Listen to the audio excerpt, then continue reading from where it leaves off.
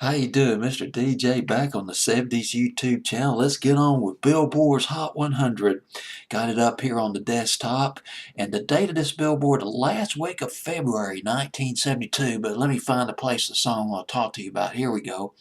Let's see. February the, oh gosh, I don't have the date. Yeah, here it is. February 26, 1972. In very small print. Got the original Billboard up. Top 5 hits from that week.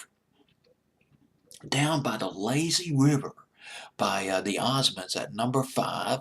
Let's Stay Together by Al Green at number 4. Precious in View by the Climax at number 3. Sonny DeRacy, I believe is how you pronounce his last name, foreign lead singer, The Outsiders, now singing lead, well, then singing lead with the Climax on Precious in View.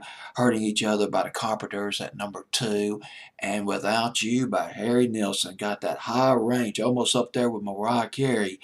And unfortunately, later on, he ruined his voice, though. But still, Without You at number 1, produced by Richard Perry on Billboard's Hot 100, February 1972.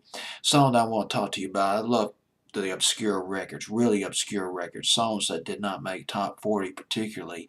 Going Down on the Road to L.A. by Terry Black and Laurel Wood. Terry Black, a Canadian, sort of a teen idol, released his first single here in America in 1965. The record was called Unless You Care. Guess who wrote that? P.F. Sloan and Steve Barry.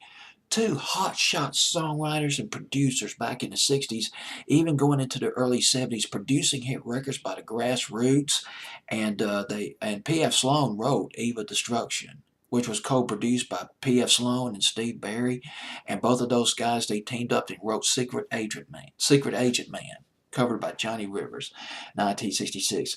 On this record, Unless You Care, by Terry Black, backed up by the Wrecking Crew, the session musicians in L.A., and among them who played on that record, Glenn Campbell and Leon Russell. Unless You Care, though, was not a hit here in the States. Peaked at number 99, 1964-65, but it went to number 2 in Canada. First big hit in Canada, and he still stuck with Steve Barry and P.F. Sloan and Terry Black, and these two songwriters, they churned out some more records that were produced by P.F. Sloan and Steve Barry, and also written by P.F. Sloan and Steve Barry, including one. It was called Say It Again. That went to number 24 in Canada in 1966. But he did some covers. Terry Black covered Only 16 by Sam Cooke. That went to number 14 in Canada. And another top 10, another winner in Canada when he, well, not winter, but winter in Canada. It's cold out there, so I'm thinking winter. But anyway, he covered Poor Little Fool, Terry Black. His version went to number 6 in Canada. And 1969, he moved here to the States. He put out an album called An Eye for an Ear in 1969 under the name Terrence. And it didn't do much of anything here in the States, and it was not released in Canada. 1969, though, he got kind of a break. Terry Black, he joined the cast of Hair, the Toronto production of Hair, and he met Laurel Wood. They got married, and together they put out a number of singles.